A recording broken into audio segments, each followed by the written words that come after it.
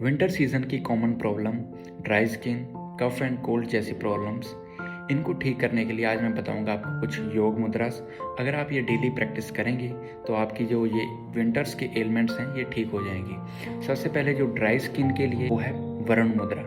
ये आप easily chair पे बैठ के भी कर सकते हैं या मेडिटेशन के तौर पे भी कर सकते हैं। इसको दिन में 2-3 बार करें 15-15 मिनट, तो ये आपकी प्रॉब्लम ठीक हो जाएगी।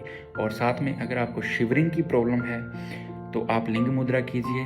और क्रैक्ड हील्स हैं तो क्रैक्ड हील्स को ठीक करने के लिए भी आप पृथ्वी मुद्रा करेंगे तो आपकी ये प्रॉब्लम ठीक हो जाएगी। ऐसी ही जानकारी लेने के लिए हैप्पी होम्योपैथिक क्लिनिक को फॉलो कीजिए।